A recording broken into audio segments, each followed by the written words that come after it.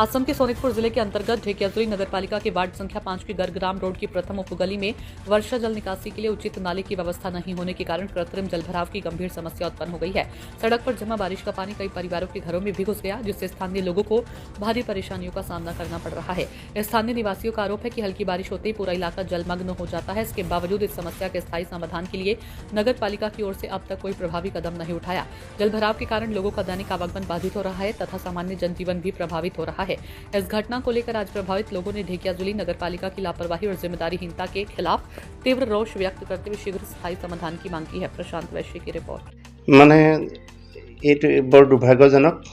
আমি এনেকুৱা এটা পৰিৱেশৰ পৰিস্থিতিৰ সন্মুখীন হ'ম বুলি ভবা নাছিলোঁ। আমি মিউনিচিপালিটিৰ মানে নিয়মীয়া কৰদাতা।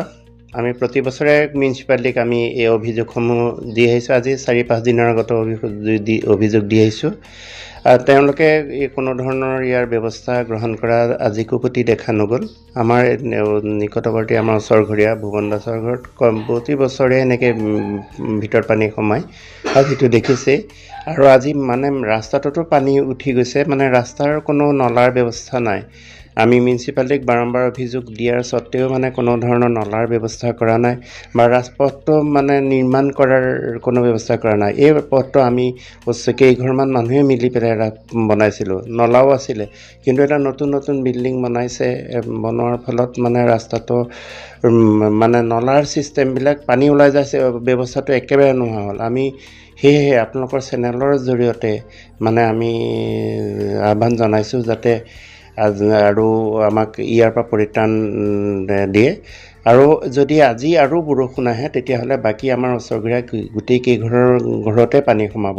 আপোনালোকে চালে গম আমাৰ ঘৰৰ চৌহদতো পানী ভৰ্তি হৈ আছে, কিন্তু ভিতৰলৈ যোৱাগৈ নাই। কিন্তু আৰু এজাক বৰষুণৰ পিছত কিন্তু আমাৰ ভিতৰতো পানী সোমাব। গতিকে আপোনালোকৰ জৰিয়তে আমি কৰ্তৃপক্ষক আহ্বান জনালোঁ যাতে অতি সোনকালে আমাৰ এই ব্যৱস্থাটো পানী ওলাই যোৱাৰ ব্যৱস্থাটো কৰি দিয়ে। পানীটো তাৰমানে মেইন কথা হৈছে আমাৰ মিউনিচিপালিটিক আজি বাৰম্বাৰ আমি এপ্লিকেশ্যন দি আছোঁ। প্ৰত্যেক বছৰে আমি এপ্লিকেশ্যন দিওঁ, কিন্তু হ'ব কয়, কিন্তু আজিলৈকে তেওঁলোকে কৰি নিদিলে আমাক। যিটো নেকি আমাৰ যিটো পানী যোৱা নলা, সেই নলাও আমাক কৰি নিদিলে।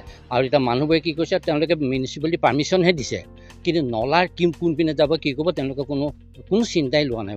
তাৰ ফলত কি হৈছে, মানুহবোৰে কি হৈছে নলাৰ ওপৰত কোনোবাই ৰাস্তা বনাইছে, কোনোবাই গেট বনাইছে, গোটেই নলাই বন্ধ।